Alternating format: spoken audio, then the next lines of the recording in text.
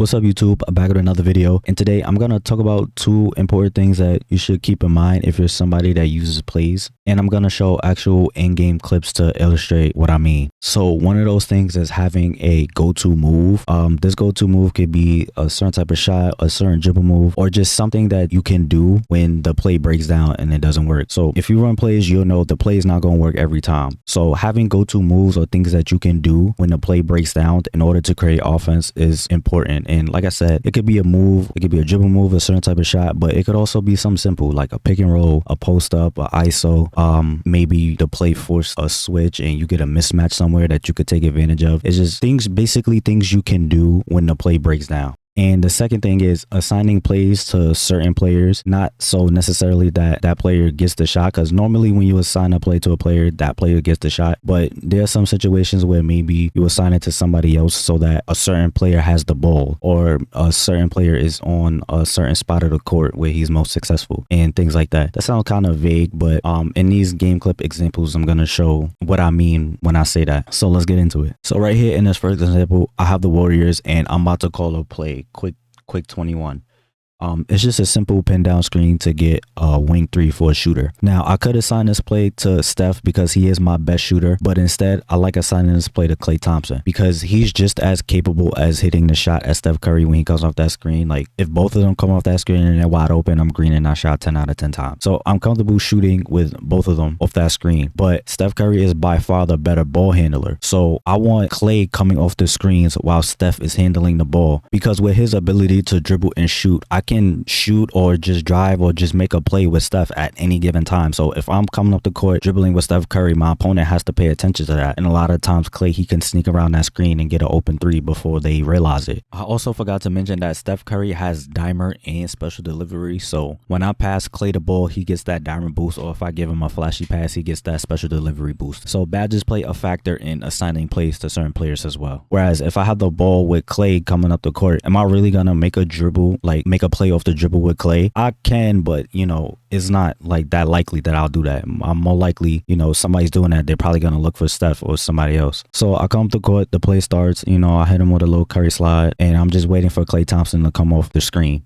So he comes off the screen, I don't get the shot. Now, this is where having go-to moves come in. So I know that if I don't get the shot right here, Looney, he'll come back and screen, and I'll go like towards the corner to the baseline. And when I take this screen, I do step backs into the corner. That's my go-to shot for this particular play. So I take the screen. Notice that he was, you know, on AD the whole time, and he doesn't like hedge out far enough to like stop my progress. And I know he's going to be in drop coverage. I know he's going to drop back because he's thinking that when I come off the screen, I'm either going to drive or try to hit Looney. And as you can see, I'm in the step back animation. So I do my step back, and look, like I said, he's going to drop back to the paint. He's going to protect the drive, protect the roll. And so I get my shot. Now it's just up to me to green the shot. But you know, this is my go-to move. This is a move that I practice off this play. And so I'm very confident in hitting this shot with Klay Thompson. So shot goes up, big greens. And like I said, I'm confident in making this shot. This was a close game right here. I was up one. I really needed a bucket to really put the dagger and like just put myself in the driver's seat.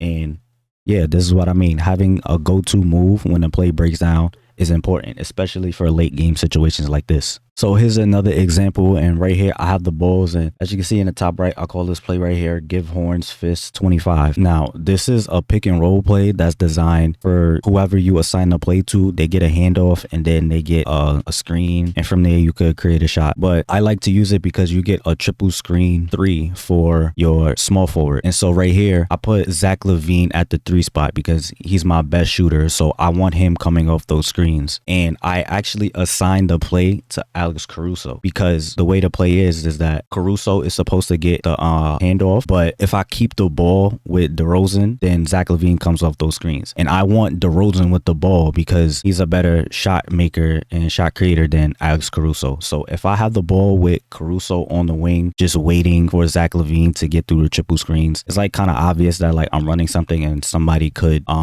jump in the lanes and get the steal or just read the play. Whereas if I have DeRozan, I can go into the post And this game, I was shooting a lot of post phase with DeRozan. So if I'm going into the post, I can hit Levine if he's open, but I can also create a shot from the post if the play doesn't work, which is exactly what I do. So the play starts. DeRozan has the ball. I get the screen right here. I'm supposed to do this handoff to Caruso, but like I said, I keep the ball with DeRozan. And you're supposed to just stay right here on this wing, and Zach LaVine, he gets the triple screen. So the play starts, and I start to go into the post. This, like, you know, mid-post area with DeRozan. You know, he's very good at operating. Zach LaVine comes off the screens. He is kind of open. I guess, like, I could pass him the ball. The defense, you know, this guy, if I pass him the ball, he could jump out and, you know, get a contest or not. I don't know. You never know. Sometimes they do, sometimes they don't. But I could pass him the ball. He probably gets the open shot, but let's just say he doesn't get open. So let's say the play doesn't work, and now I have to create a shot with DeRozan. Well, I'm already in a good spot with DeRozan. So I just use another one of my go-to moves, the post shimmy fade. So I just do one little back down, and then I get into my post shimmy fade shot with DeRozan. Big greens. And in this last example right here, I called this play quick two double cross. I call this play for Luka. And with somebody like Luka, since he's my best 3-point shooter and my best ball handler, usually if I don't get open with the play, I'll call a pick and roll or ISO or just something that has him with the ball still. So I run the play, get it to Finney Smith in the post, and Luka comes off these two screens right here to like the wing top of the key area. But defense does a good job of getting through, and I don't get the shot. So now what am I going to do? I could ISO, but since he's off-balling me, I don't really want to ISO the computer out here, even though I could probably still create a shot. I just go for the pick and roll.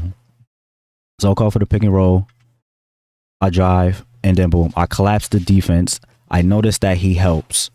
So, and also O'Neal helps. O'Neal helps too. So I got this corner guy, and I also have Jalen Brunson on the wing. But this whole time, since I knew like he was off balling me, as I drove, I'm looking at him the whole time to see what he does. So he leaves Jalen Brunson, and I get a wide open three. So, like I said, it doesn't have to be like something fancy like the step back three with Clay or the shimmy fade. It can be just something simple with pick and roll. So that's pretty much it for the video. Just something quick and just to give you something to think about if you use plays, because like I said, the play is not going to work every time. So having go-to moves or just things that you can do to create offense when the play breaks down is, you know, something that's important, as well as assigning plays to certain players so that, you know, a certain player has the ball in a certain area of the court, or maybe a certain player is just in the best spot for them to be successful. So as always, I hope this helped you. I hope you enjoyed. Thanks for watching, and stay tuned for more content.